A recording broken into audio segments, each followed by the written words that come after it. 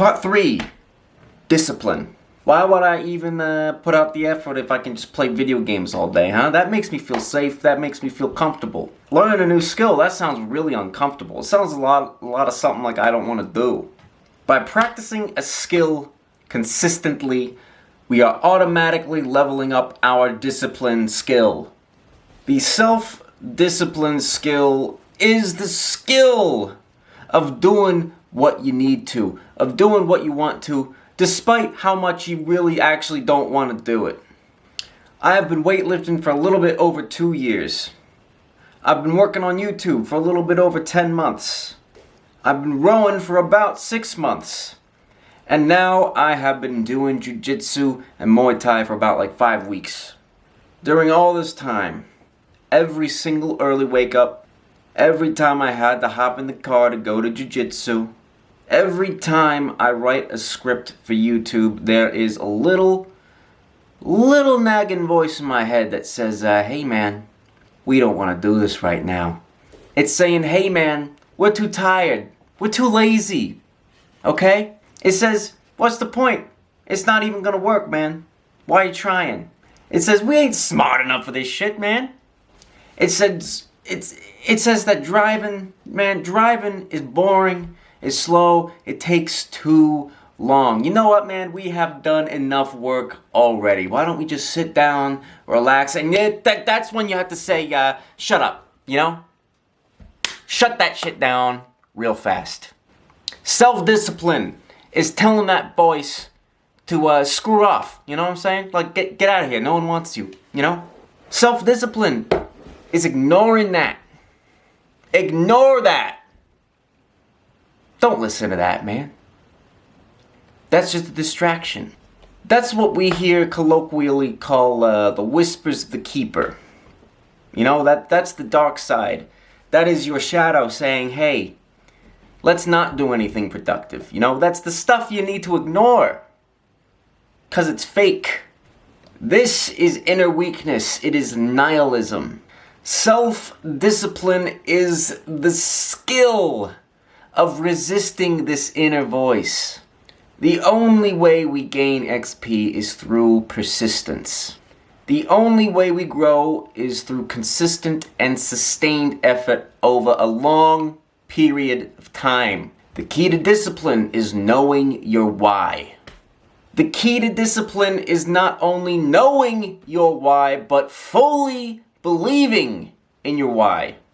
With 100% conviction. Without a question of a doubt.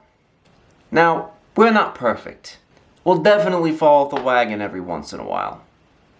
But that's fine as long as we hop right back into the routine. We can't judge ourselves every time we screw up. Because we're going to do that a lot. Take it from someone who knows. Take it from someone who has screwed up an unquantifiable amount of times. We cannot make the mistake of mistaking success for the rewards of success. Success is simply having faith in the process and staying consistent. Staying disciplined. Success is developing our habits despite any frustration or desire to quit. Discipline is success. Discipline is one of the most important skills we all need to develop. I'd rather not, like, be less good than other people. I'd rather just automatically be better than everyone so that I don't have to embarrass myself, like, being a clown. Okay, well, you're delusional, alright? Because, if you're learning a new skill, you're gonna be trash at it automatically. Day one, yeah, you're gonna suck. And it's gonna suck. But we just keep doing it.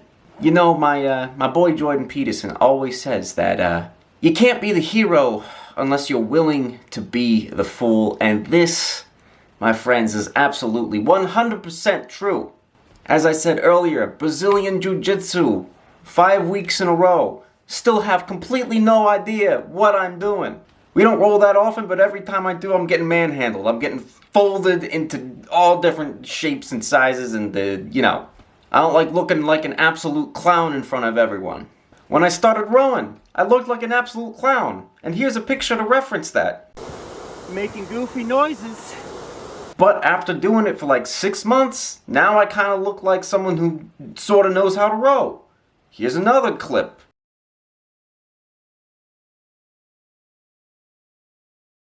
You have to be willing to become a fool. You have to be willing to be the fool before you can be the hero. The hardest part of any journey is just taking the first step.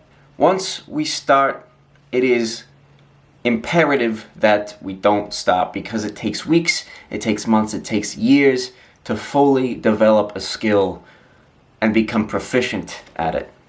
At this point in our development, we are like a level 0 character in D&D. We're not qualified to be heroes yet because our stats are too low, and we don't really have any skills that set us apart from any other, like, NPC. Bruce Wayne didn't start fighting criminals of Gotham on a whim. No.